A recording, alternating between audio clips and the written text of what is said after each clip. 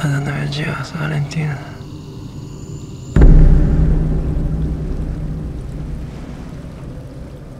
Voy como ciego, buscándote, como si llevara una caja vacía. Mary, es un honor tenerte aquí con nosotras. Yo soy Merian Rabines y la persona que me acompaña es Kiana. Ambas somos de parte de Jeep Cinema, un medio que recién estamos iniciando para básicamente difundir cine y le estamos dando más un enfoque de difundir el cine latinoamericano, peruano y también enfocado en cineastas mujeres. Queremos primero que te presentes para las personas que vayan a escuchar o leer esta entrevista.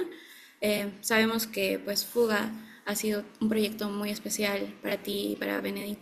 Entonces queríamos que inicies contándonos un poco más sobre cómo surge la idea para esta película. Estábamos grabando otra película en Iquitos con el nombre de Tania y hemos, es el perro, que nos hemos dado cuenta que había mucha persona gay en Iquitos y hemos preguntado por qué esa ciudad es tan libre y hay tanta gente gay. Y entonces nos han explicado que era porque muchos gays se fugaron de las zonas del río Guayaga hacia Iquitos porque en Iquitos nunca llegó Sendero Luminoso ni el MRTA porque es una ciudad que para llegar hay que o irse en el río hasta arriba en el Amazonas o ir en avión y seguro tampoco políticamente, estratégicamente no les interesaba, ¿no? Entonces, viendo que varias personas nos han dicho eso, que fue porque se fugaron, entonces la ciudad vino una especie de reparo de gente gay. Nos ha interesado la idea de que personas hayan tenido que fugarse porque ha habido una persecución y nos hemos empezado a hacer preguntas, hemos encontrado con Valentina.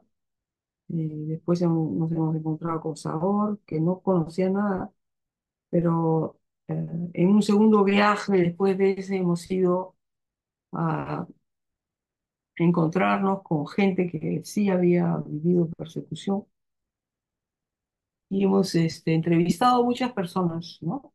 Que nos han contado, personas de Tarapoto y personas que no necesariamente habían subido la persecución ahí porque el valle del Guayaga es un valle bien grande y habían personas que estaban, como saben ustedes en el Perú, la gente se mueve mucho, ¿no? Entonces había gente que estaba ahí en Tarapoto, pero que habían vivido en Satipo, en otros sitios, ¿no? Y que nos han hablado de cómo han sido perseguidos nosotros estando en la región de Tarapoto, ¿no? Entonces, a partir de esas historias, estoy buscando acá para decirles las cosas más claramente. Ya, había gente que venía de Juanjuy, de Tocache, ¿no? De Uchiza, y ahí Aucayacu, y ahí sí ha habido bastantes senderos, ¿no? Y después esas personas también se han movido. Entonces decidimos hablar de eso y utilizar algunos de los entrevistas que teníamos de esas personas y hemos elaborado una ficción para poder presentar esas entrevistas sin que sea una, una película tradicional de documental en el que la gente mira la cámara y dice a mí me pasó tal y ¿no? Eso. ¿Por qué pensamos que ah, un, un personaje es un operador de ficción y crea una empatía que permite al espectador vivir esas cosas, esas mismas cosas, de manera más cercana, ¿no? De manera más emocional? Entonces hemos inventado la historia de Fuga para poder dar algunos de los testimonios de esta persecución Y la idea fue que había alguien que se había muerto, que alguien venía a enterrar a esa persona a un pueblito, que no se sabe en la película dónde es, pero es el pueblito de donde nació esa persona y al llevarla, sin conocer más de su vida, esa persona aprende quién era a través de los testimonios de la gente que ha sido perseguida. Entonces se aprende la persecución a través de una persona que es un personaje, en realidad, ¿no? Ya. Entonces eso hace que las historias, y sobre todo la historia que se construye por el campo, que es la historia de Valentina, tenga una portada más emocional que si fuera simplemente gente que dice, ¿no? Porque a veces las historias son tan fuertes que hay que construir cosas alrededor para poder darlas, ¿no? Sobre todo la última historia, que es una historia muy violenta. No se puede sentar a una persona frente a la cámara para que diga eso nada más y ya está. Entonces hay todo un envase, todo,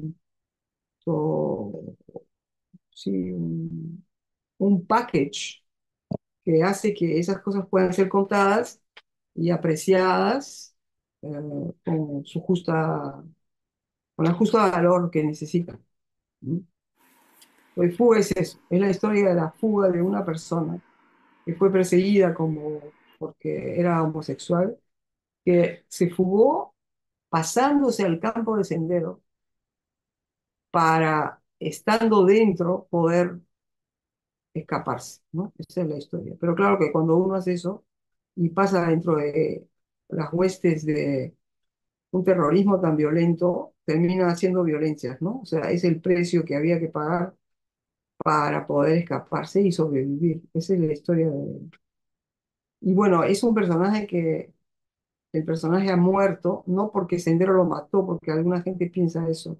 Se ha muerto por un crimen de odio en Iquitos, mucho después de lo que pasó en el Guayas.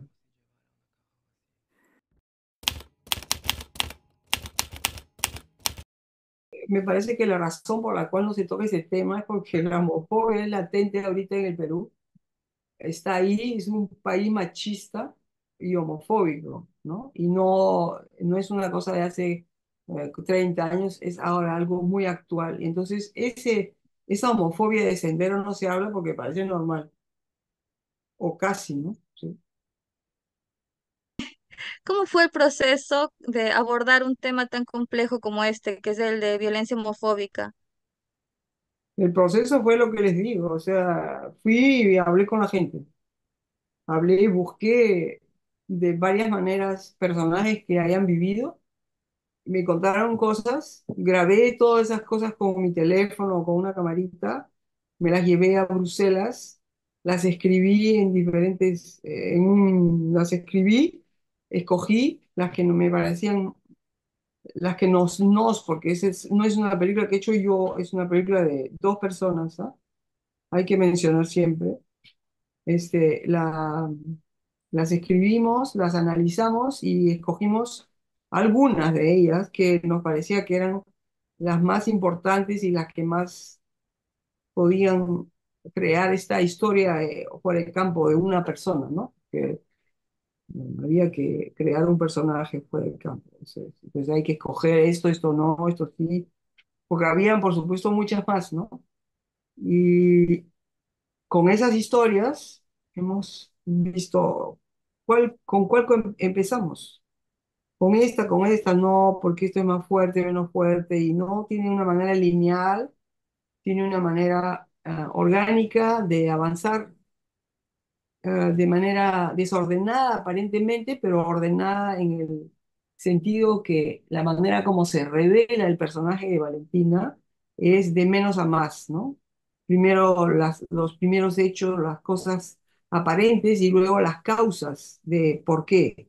¿Por qué se quiso ir de ahí? Porque vio las gardenias. ¿Por qué no tenía plata? ¿Cómo? Sí, y al final del momento de locura en el que de este acontecimiento de la sangre, decide irse, ¿no? Y unirse a Sendero. Entonces, fue con esas historias, organizando esas historias, y creando un personaje que las pueda hilvanar en una historia con este personaje muerto y con las verdaderas personas que vivieron lo que cuentan, ¿no? O sea, la única persona que no está es Pepe Angulo, que murió cuando estábamos preparando la película y una de esas historias, una historia de Pepe, la dice Dimas, que es la historia de la lluvia fuerte y de mm, el hecho de que ven un cadáver en el río. Esa historia es una historia de Pepe Angulo y Pepe Angulo lo mataron en el Bram.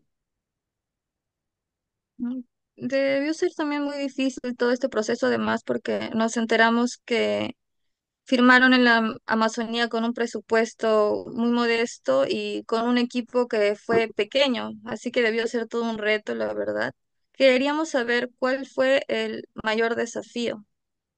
El presupuesto no era modesto, el presupuesto era justo. Simplemente se repartió de manera a reducir la gente y alargar el tiempo. Pero no fue un presupuesto modesto, Mm, fue un muy buen presupuesto para esa película. ¿Y cuál fue el mayor desafío que enfrentaron durante todo el rodaje y la producción?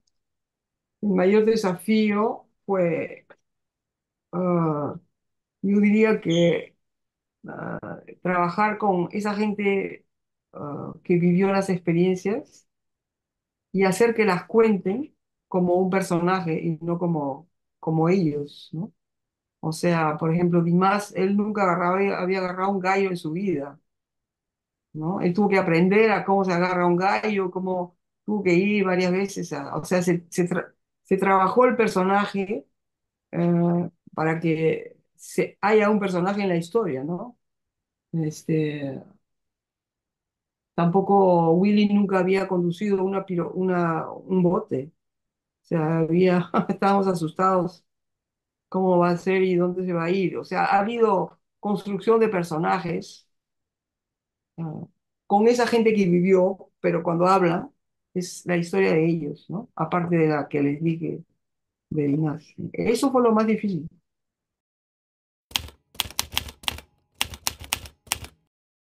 Bueno, a partir del momento en que tú has hecho un guión junto con la otra persona, ¿no? En que se sabe y se ha discutido mucho de las escenas y por qué se escogen estas personas y la importancia y las dificultades de cada uno se sabe que hay que ensayar con este así, con este asá, que los ensayos vamos a filmarlos, que todo eso. Ya sabemos lo que vamos a hacer, después llega la persona que hace la foto y con ella vamos a los lugares y como en toda película, se decide más o menos cómo vamos a filmar, se deja un campo libre a la imaginación para no cerrar todo y luego cuando llegue el momento de filmar, más o menos ya sabemos lo que se va a hacer. O sea que sí, ya se empieza a hacer, ¿no? Y hay una que yo me ocupo un poco más de los actores y Benedicta se ocupa un poco más de la cámara. Nos dividimos así un poco, pero no solamente, o sea, yo también voy a ver la cámara y ella también me dice lo que piensa de los actores. Entonces, es un trabajo que se hace en común, poco a poco en el set. Y otro de los problemas que tuvimos fue que hemos trabajado con un equipo peruano que no era un equipo de ficción, era un equipo de documental. Y esta película necesitaba más un equipo de ficción, o sea, un buen asistente y una buena producción. Y las personas, bueno, había Lali, pero había otra chica que se llama Anita Salinas, que era la primera vez que entraba. Entonces ha habido también un proceso de aprendizaje al principio, ¿no? De la película, de esa parte del equipo. El equipo belga era muy profesional, ¿no? Tres, o sea, tres que han hecho muchas películas. La DP, el que hacía el sonido y los dos que asistían a la cámara, ya habían hecho muchas películas, pero Lali nunca había hecho película de ficción, la productora, Anita menos, y teníamos una asistente, una primera asistente que fue una persona que había tenido muchas ficciones, pero estaba acostumbrada a un trabajo de ficción tradicional en el que todo está decidido antes. Y entonces trabajar libremente en un lugar en el que cuando llueve tienes que decir, ya no hacemos esto, porque no se puede ir acá, no, ¿no? O sea, esa movilidad no tenía tanto en su arsenal esa chica. Entonces también al principio fue un poco difícil, pero luego ya todos... una película es un equipo industrial, a pesar de que sea 10 personas, es un grupo que tiene que trabajar juntos algo, ¿no? Y se demora en consolidarse. Siempre la primera semana se bota la basura de lo que uno ha hecho, ¿no? Porque estás buscando, nadie sabe dónde está parado. Pero después de un rato ya todos conocen los problemas, las maneras de hacer, ¿no? Nosotros tenemos mucha experiencia con la que hace las fotos, ¿no? Virginie, porque hemos hecho otra película con ella, es nuestra amiga, sabe cómo trabajamos, nos soporta mucho también porque somos pesados para algunas cosas, queremos cosas, no nos molesta. Nos molesta que la gente hable en la filmación, nos molesta que estén con los teléfonos ahí mostrándonos a unos a otros, nos molesta que hayan distracciones, y había mucha distracción.